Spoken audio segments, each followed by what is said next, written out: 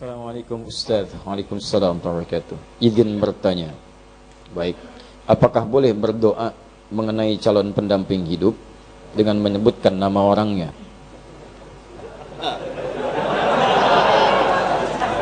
Inilah praktek apa yang saya sampaikan tadi. Ya. Orang ke masjid mau subuh dia tambah saya doa minta pendamping hidup dia. Baik, boleh nggak menyebutkan orangnya? Boleh, tidak ada larangan. Tidak ada larangan. Kalau antum ingin mohon kepada Allah kemudian meminta, silakan. Ya, ud'uni astajib lakum, minta kepada aku akan jawab. Tapi siapa yang dimintakan itu, lihat syarat-syarat perempuan yang bisa dinikahi. Ya, siapa yang antum kan calon pendamping? Siapa calon pendampingnya? Pertama, pastikan bahwa calon pendamping antum itu benar. Quran surah ke-49 ayat 13. Ya ayyuhan nasu inna khalaqnakum min dzakarin wa untha. Duhai manusia, kami ciptakan kalian dari laki-laki dan perempuan.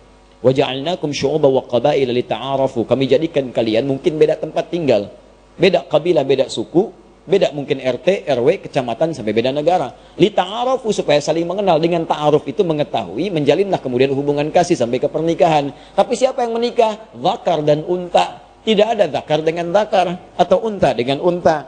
Jadi kalau antum laki-laki, pastikan yang dimohonkan pada Allah pasangan antum perempuan. Itu kaidah pertama. Kalau antum perempuan, minta kepada Allah pasangannya laki-laki. Jelas ya? Di nggak ada istilahnya laki-laki. Ya Allah, anugerahkan aku si dia, ya Allah. Mohon, ya Allah. Saya Asep, mohon jadikan Andi pasangan saya. Sudah menyalahi. Nggak mungkin dikabul antum. Paham ya? Baik, jadi ingat. Manusia itu cuma dua. Kalau bukan laki-laki, perempuan. Bagaimana Ustadz kalau perempuan pengen jadi laki-laki, laki-laki pengen jadi perempuan? Itu artinya dia sedang keluar dari fitrah kemanusiaannya. Paham? Setiap makhluk Allah berpasangan. Quran surah ke-51 ayat ke-49. Wa min kulli syai'in khalaqna zawjaini la'allakum tadhakkarun. Ya, semua hal makhluk kata Allah saya ciptakan berpasangan supaya kamu sadar cuman saya yang tidak punya pasangan. Saya Esa, saya Allah, saya enggak punya pasangan. Semua makhluk saya ciptakan berpasangan. Ya, laki-laki, perempuan, bahkan hewan ada jantan, ada betina, bahkan tumbuhan ada putik, ada benang sari. Putik enggak bisa sendirian, benang sari enggak bisa sendirian. Ya, sama juga dengan jantan, ada betinanya. Silahkan cek oleh antum, kemarin baru Idul Adha, ada jantan, ada betina. Silahkan cek, antum pernah menemukan kambing homo? Atau sapi lesbi misalnya? Tak pernah antum temukan. Pak, ini diskon Pak 5%, kenapa? Homo kambingnya? Gak ada yang begitu. Di kambing saja tahu dengan instingnya menemukan pasangannya. Masa antum yang punya akal gak ketemu pasangannya? Ya, paham ya?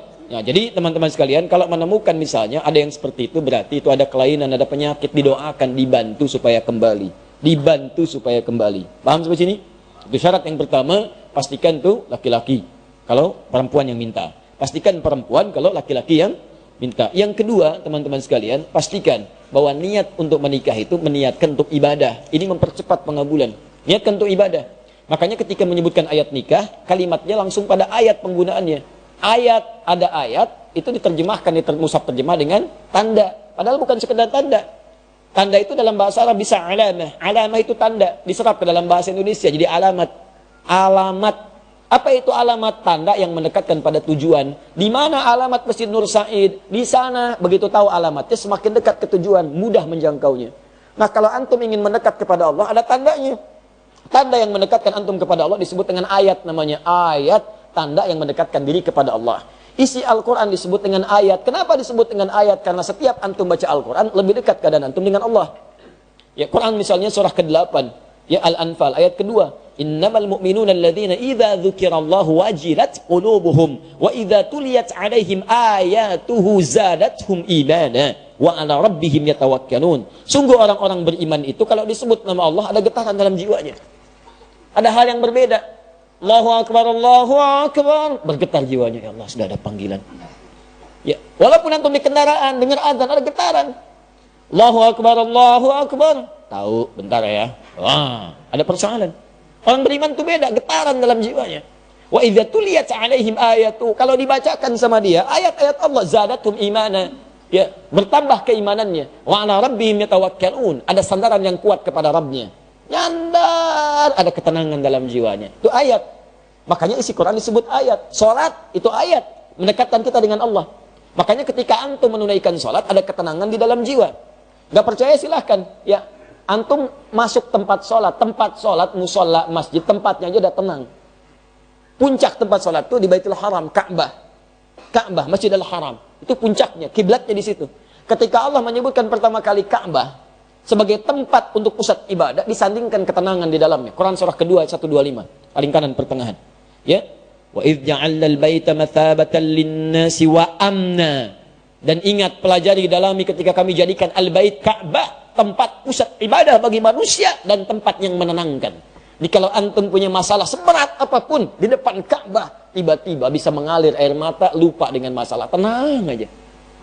Gak percaya silahkan mendekat. Saya bermohon pada Allah, semoga yang belum bisa disegerakan insya Allah haji ataupun umrah, ya. Dan tidak cukup dengan amin, nabung. Siapin, banyakin doa.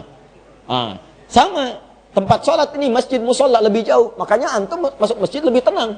Bahkan dibanding rumah sendiri, silahkan cek beda rasanya. Lain, masuk rumah biasa-biasa, masuk masjid baru masuk rumah Allah. Begitu kaki kanan masuk, Allah maftah ya wa rahmatik, tiba-tiba enak, ada ketenangan yang beda. Salat 2 rakaat tahiyatul masjid, duduk merapat sebentar, ya dekat AC, saking tenangnya plak tidur.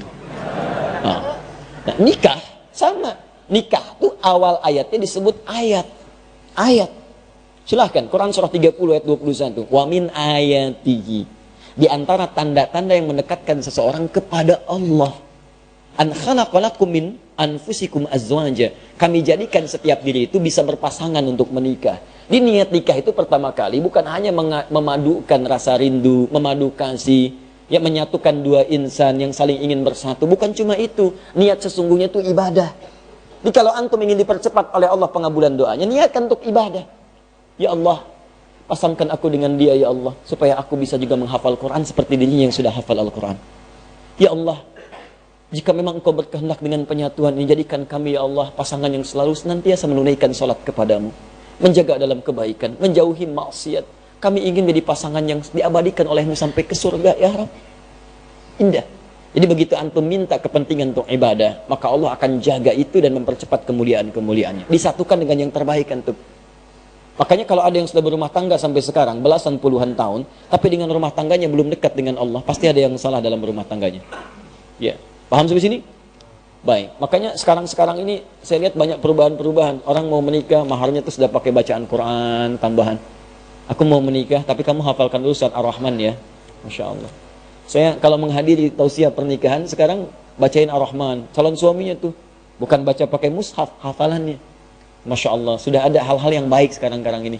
Ya, nanti kalau bapak punya anak perempuan, datang ke rumah, suruh tes bacaan Qurannya. Ya. Adik siapa? Saya Anas Pak, baca surat An-Nas. Baca. Masya Allah, baca, dengerin tuh. Makhrajnya bagus. Kalau belum bagus, latihan dulu. Cari ustadz ya, yang bagus. Kalau adik siapa yang kedua? Saya Torik Pak. Baca At-Torik. Baca. Masya Allah, sesuai namanya. Bagus. Ada yang ketiga siapa? Pucat dia wajahnya. Belum jawab. Saya Imran Pak. Aduh. Tapi panggilan sehari-hari kulhu. Tanya, gitu ya. Diminta niatkan untuk ibadah. Nanti kalau antum begitu, itu akan dipermudah. Bahkan bahasa Qurannya sederhana. Kalau kamu merasa kurang bekal, aku jadikan kaya, kata Allah setelah berumah tangga. Aku jadikan kaya. Ya yughnihimullah. Aku berikan kaya dari keutamaan yang Allah berikan kepadanya. Jadi syaratnya tadi, cari pasangan yang benar. Yang kedua, niatkan untuk ibadah. Kemudian nanti ada turunan dalam hadis Nabi dengan 4 kualifikasi. Tunkahul mar'atu li arba'in. Perempuan dinikahi atau antum mencari perempuan, mencari laki-laki karena 4 hal. Hati-hati karena 4 hal. Motifnya kadang limaliha, karena urusan hartanya. Lijamaliha, karena parasnya. Ya, kemudian linasabiha, karena urutan latar belakangnya. Tapi lidiniha itu yang paling utama, karena ketakwaan dan agamanya. Fadfar bidzatid dini taribat yadak. Kalau ada yang bagus agamanya, maka utamakan itu, maka Anda akan beruntung dalam kehidupan. Ya, tapi sekali lagi boleh menyebutkan nama jika memang syarat-syarat itu sudah antum siapkan, antum memenuhinya, silahkan berikhtiar kepada Allah dan dengan catatan dia bukan istri orang lain.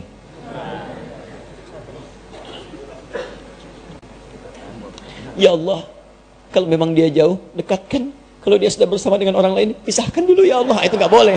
Ya, nggak boleh seperti itu. Dosa antum.